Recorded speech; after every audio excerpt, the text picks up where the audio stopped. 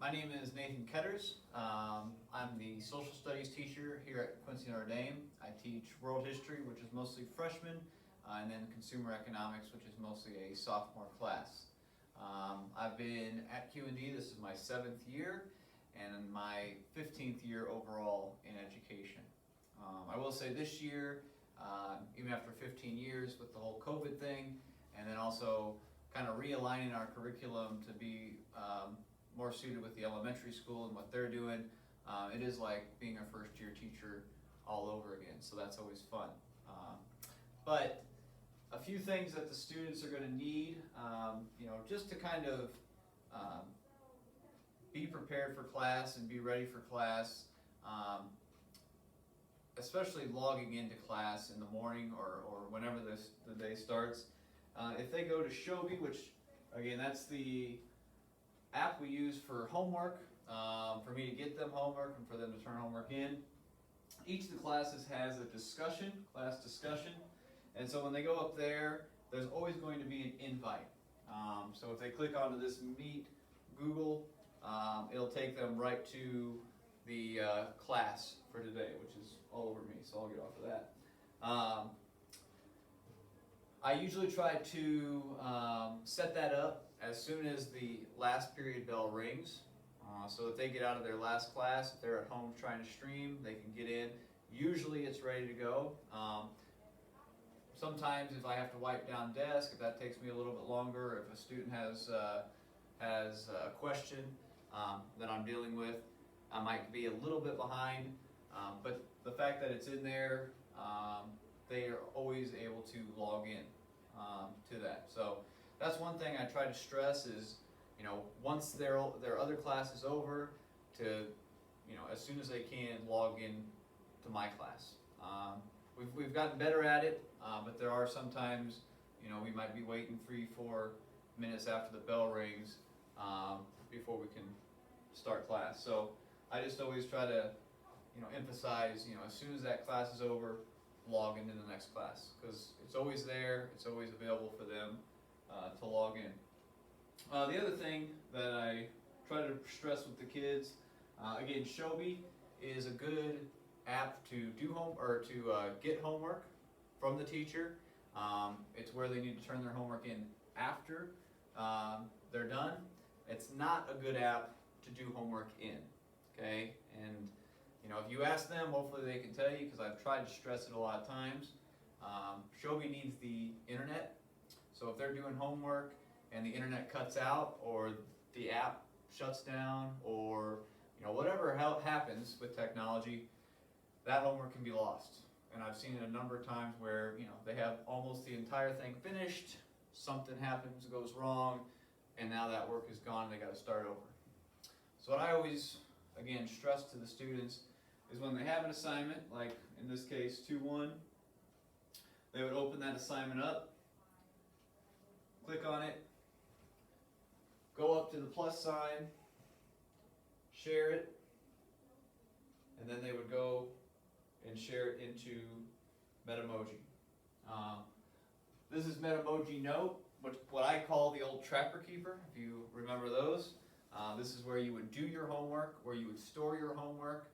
The nice thing about Metamoji, doesn't need the internet, so if they're at grandma's house, no Wi-Fi, they still got their work here, they can work on it. If they're working on this and in the middle of working on it, the iPad dies or whatever happens, doesn't matter, okay? All the work that they do here is saved here. Again, with the world history students, I talk about, if you got to do it up, chunk it a little bit, do this and do that, this is perfect for that, because they can do a part, come back to it later, do another part, it's all right there. And then when they are finished, they simply just go back up to the square with the arrow, send to app, PDF in all pages, and then just put it back into Shobi where they found it. It sends it to me, I can grade it, I can get it back to them, and again, there's no issues with losing homework.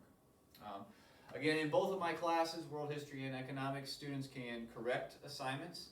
I'm a big proponent of that because, in my experience, if you just give them a homework assignment and then they never have a chance to correct it, chances are they don't even look at it. They don't even see what they got wrong or why they got it wrong. So that's always something I stress is, get these homework assignments, see what you missed, and then correct it. Okay? It's like when you play trivia and there's that question that you missed, but as soon as you hear the answer, you never forget that answer. Okay? And that's kind of the purpose. Correct the homework, know why you missed it, and know what the correct answer is. I used to put together a PowerPoint with kind of a tutorial step-by-step for these.